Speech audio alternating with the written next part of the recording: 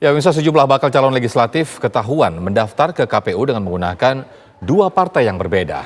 Padahal sesuai peraturan KPU, masing-masing caleg dicalonkan hanya di satu dapil dan oleh satu partai politik peserta pemilu.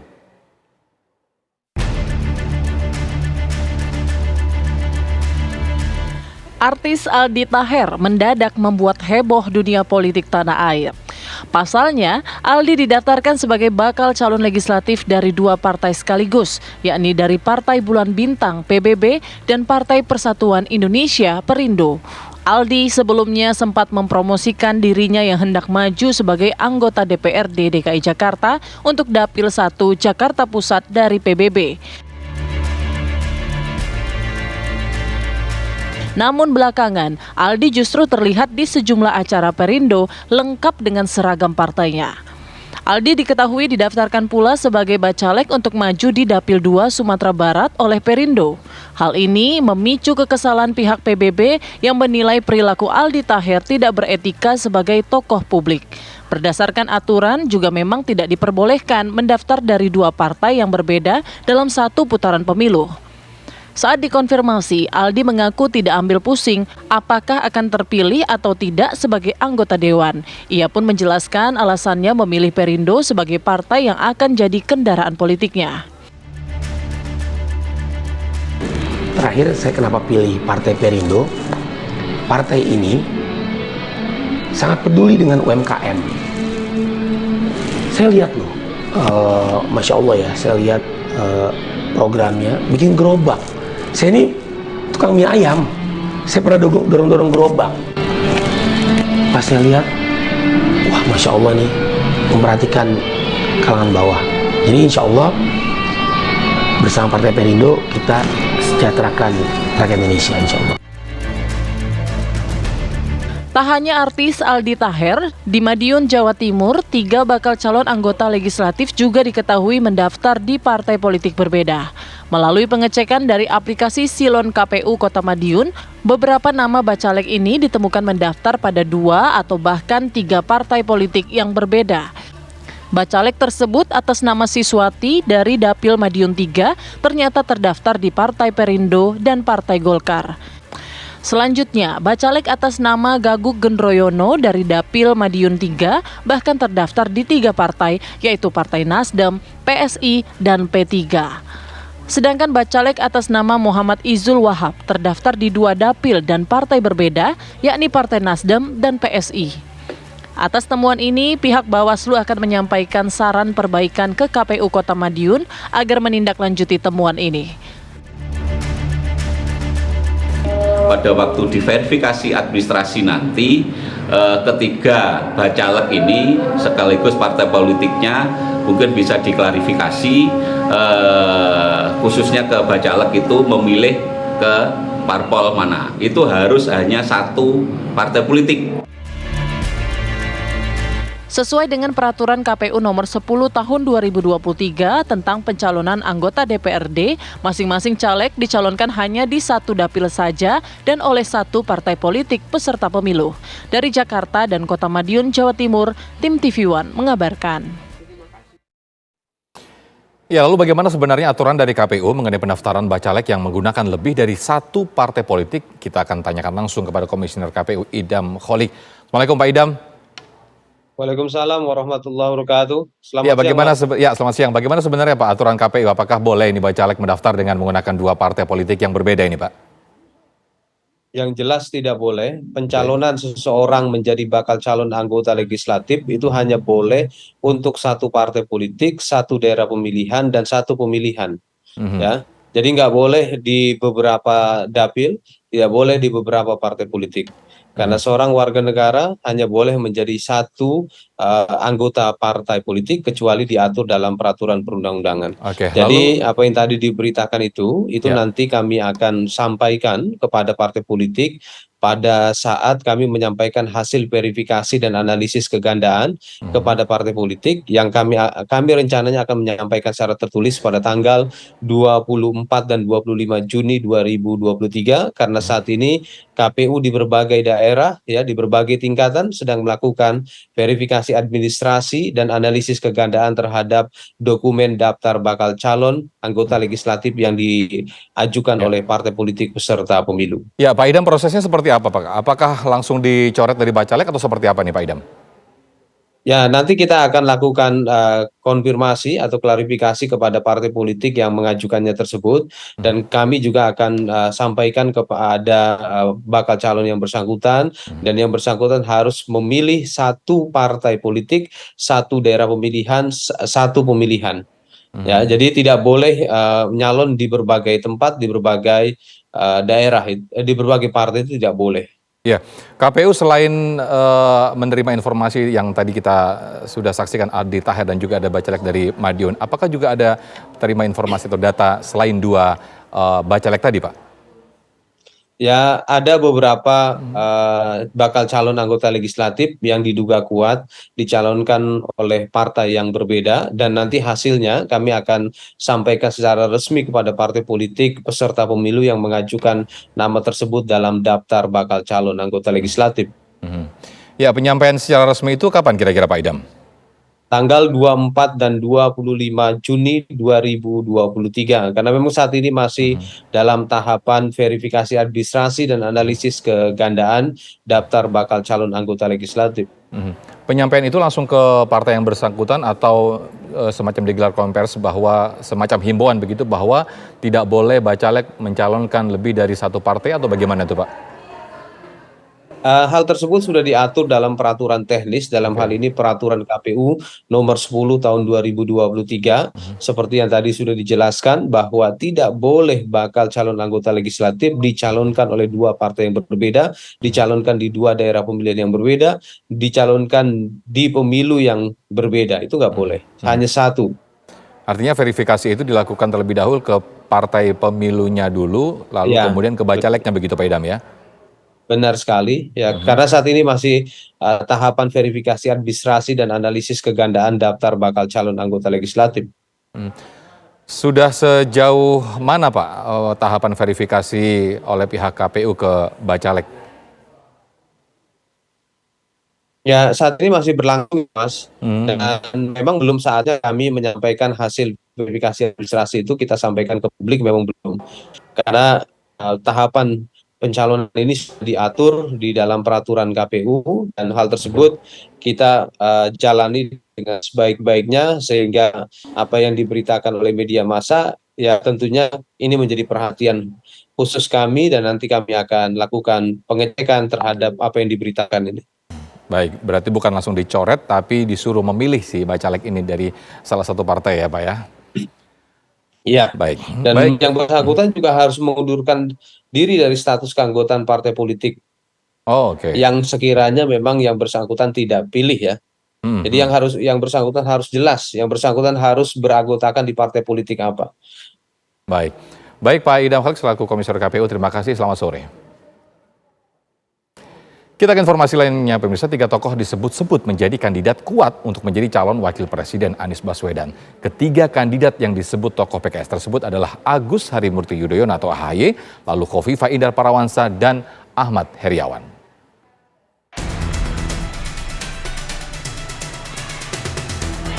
Setelah dideklarasikan menjadi calon presiden Koalisi Perubahan, Anies Baswedan masih belum memiliki calon wakil presiden yang pasti. Di antara sejumlah nama yang dijagokan menjadi pendamping Anies Baswedan, anggota Majelis Syuro Partai Keadilan Sejahtera PKS Sohibul Iman menyebut adanya 3 nama kuat.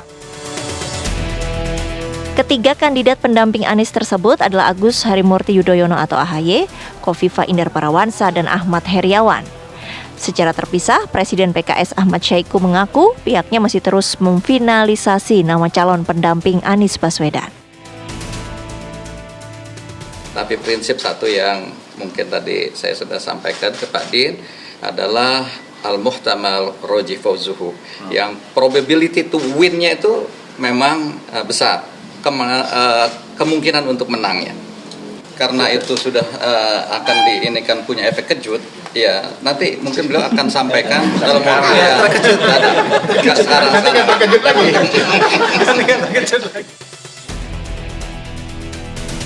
Selain PKS, penentuan nama calon wakil presiden untuk Anies Baswedan akan ditentukan oleh dua partai pendukung lainnya, yakni Partai Demokrat dan Partai Nasional Demokrat atau Nasdem. Dari Jakarta, Tim TV One mengabarkan. Ya, dan berikut profil dari masing-masing kandidat yang berpotensi menjadi pendamping Anies Baswedan di Pilpres 2024 mendatang.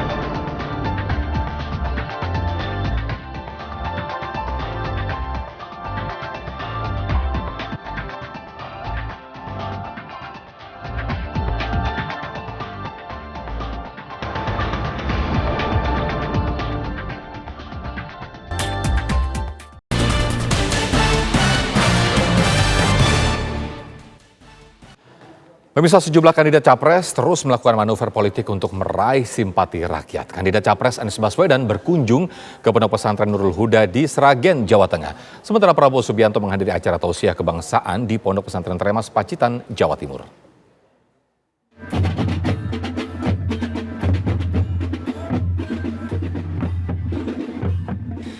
Mantan Gubernur DKI Jakarta sekaligus bakal calon presiden dari Koalisi Perubahan untuk Persatuan Anies Rashid Baswedan berkunjung ke Pondok Pesantren Nurul Huda di Desa Plosrejo, Kecamatan Gondang, Kabupaten Sragen. Kedatangan Anies disambut hangat pimpinan dan pengasuh Ponpes dengan diajak naik motor dan bajai berkeliling ke sejumlah lokasi pembelajaran santri.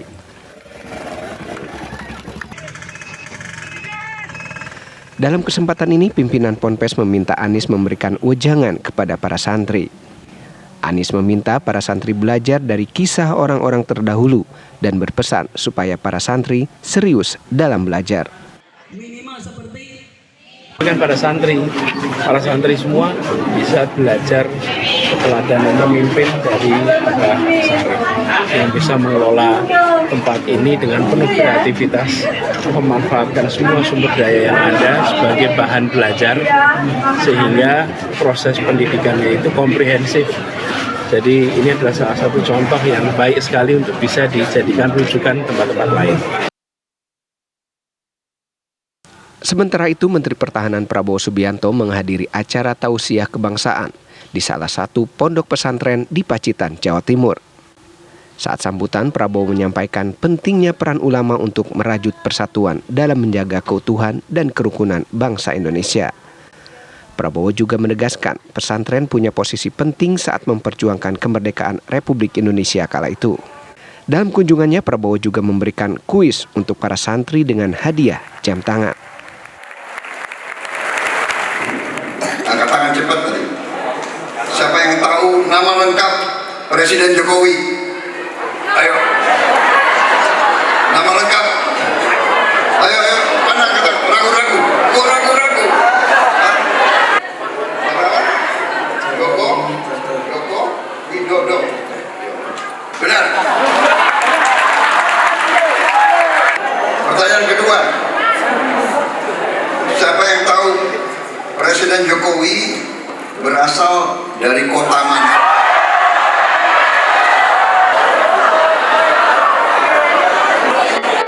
Dari Solo, benar. Dari bangsa lain. Prabowo juga mengunjungi Mojokerto dan Jombang sebagai rangkaian kegiatannya di Jawa Timur. Dan air mata. Dari Solo, Jawa Tengah dan Pacitan, Jawa Timur, Tim TV One mengabarkan.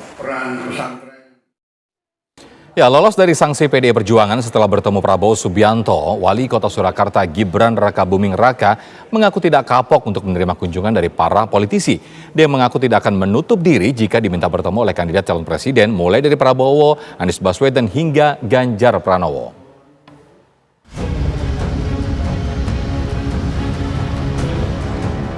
Wali Kota Surakarta Gibran Rakabuming Raka lolos dari sanksi Partai Demokrasi Indonesia Perjuangan PDIP menyusul pertemuannya dengan Prabowo Subianto. Sebelumnya, sejumlah tokoh PDI Perjuangan mempertanyakan pertemuan Gibran dengan Prabowo yang dilanjutkan dengan deklarasi dukungan relawan Gibran mendukung Prabowo Capres 2024. Sebelumnya, sejumlah tokoh PDI Perjuangan mempertanyakan pertemuan Gibran dengan Prabowo yang dilanjutkan dengan deklarasi dukungan relawan Gibran mendukung Prabowo Capres 2024. Gibran menjelaskan bahwa dirinya tidak bersalah karena yang dijemput dan dijamu adalah Pak Prabowo selaku menteri. Lebih lanjut, Gibran mengaku tidak kapok dan tidak menutup diri jika diminta untuk bertemu dengan para politisi, termasuk kandidat calon presiden. Saya tidak bermanuver, saya itu tidak di struktur partai, saya itu cuma kader biasa, saya itu masih kader baru, saya tidak punya pasukan, manuver apa? Saya itu cuma anak kecil, jangan pada panik gitu loh, ya. Mas kapok nggak? Saya itu cuma anak kecil, nggak tahu apa-apa, jangan pada panik gitu loh, ya. Kapok menerima kunjungan Pak Prabowo nggak Mas Jero? Enggak, loh, semua orang kan saya terima, Pak Anies, kita pengajian bareng dan lain-lain. Nanti malam juga ada Pak Gubernur, kan pasti kami terima. Ya sing jenenge tuan rumah kan gitu. Sebelumnya, sikap politik Gibran yang bertemu Prabowo dan deklarasi relawannya untuk mendukung Prabowo dinilai bertentangan dengan sikap partai. Gibran dinilai berseberangan dengan PDI Perjuangan yang telah menetapkan Ganjar Pranowo sebagai calon presiden. Dari Surakarta, Jawa Tengah, Effendi Rois, TV One mengabarkan.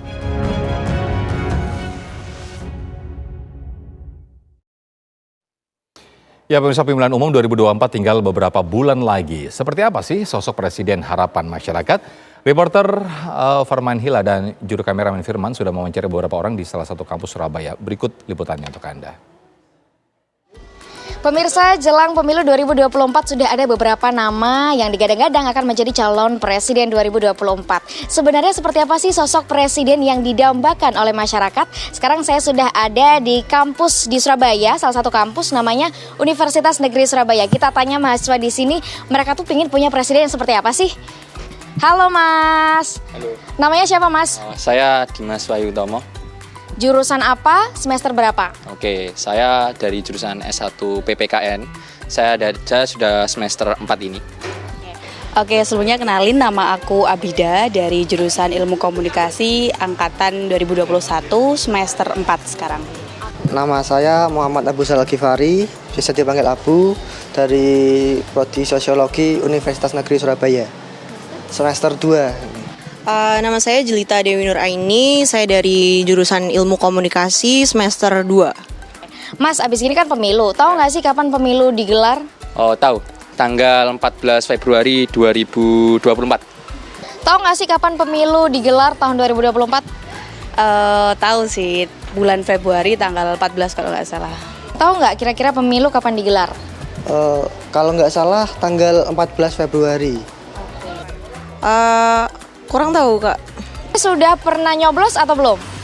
Belum. Udah pernah nyoblos atau belum sebelumnya? Udah pernah sebelumnya. Udah pernah nyoblos atau belum sebelumnya? Sebelumnya belum pernah dapat kesempatan menyoblos. Sebelumnya kalau pemilu presiden sih belum, baru ini. Kalau besok mau milih presiden, kira-kira pinginnya presidennya itu sosok yang seperti apa? Oke, harapan saya ya untuk presiden ke depan. Yang pertama adalah presidennya amanah pasti, jujur, tegas, dan bisa memperjuangkan hak masyarakat. Bisa memperbaiki Indonesia lebih maju lagi, apalagi sekarang kan musimnya banyak negara yang lebih maju, jadi semoga dipimpin oleh orang itu Indonesia bisa lebih maju lagi. Yang paling penting dapat menerima aspirasi rakyat dan juga dapat mensejahterakan rakyat, apalagi rakyat-rakyat yang di bawah. harapannya nggak muluk-muluk sih Mbak. Yang penting cewek cowok terserah, yang penting realisasinya ke depan. Nggak perlu banyak program, nggak perlu banyak janji, yang penting terrealisasi ke depannya. Pilih yang mana nih, presiden yang muda atau yang tua? Yang muda pasti. Cewek apa cowok?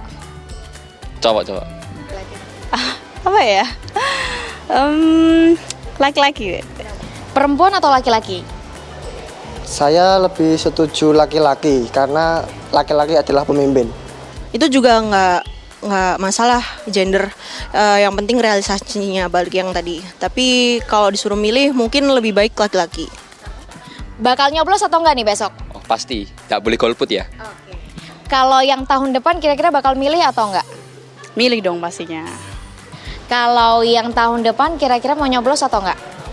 Karena menyobloskan hak kita, jadi insya Allah saya menyoblos. Nyoblos dong, nggak boleh golput. Pemirsa, tadi wawancara saya dengan beberapa mahasiswa di Universitas Negeri Surabaya tentang sosok presiden di 2024. Kira-kira sosok presiden besok apakah sudah sesuai dengan keinginan mahasiswa ya? Dari Surabaya, Jawa Timur, Faramanila, Firman TV One mengabarkan. Ya, pemirsa, dengan modal nekat, seorang juru parkir di Ciamis, Jawa Barat mendaftarkan diri menjadi calon anggota DPRD Kabupaten Ciamis, Jawa Barat. Ia mengaku dapat dukungan penuh dari seluruh juru parkir, tukang becak, dan pedagang kaki lima.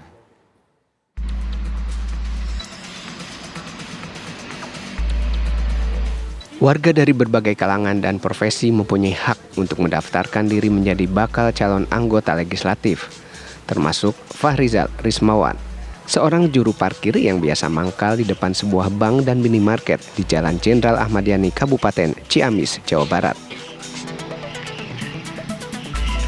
Fahrizal mengaku mewakili kaum buruh untuk menjadi anggota DPRD dari Partai Kebangkitan Bangsa atau PKB DPC Kabupaten Ciamis. Ia mengklaim mendapat dukungan dari seluruh juru parkir, tukang beca, dan pedagang kaki lima serta kaum buruh. Bahkan Fahrizal hanya memiliki modal uang sebesar 3 juta rupiah untuk modal berkampanye. Ya kalau modal sih saya nggak ada modal, tapi dengan modal kenekatan saya sendiri, saya untuk mengaspirasikan sebagai orang bawah, itu untuk maju untuk anggota dewan, bukan seperti saya tukang parkir atau para pedagang dan para orang-orang bawah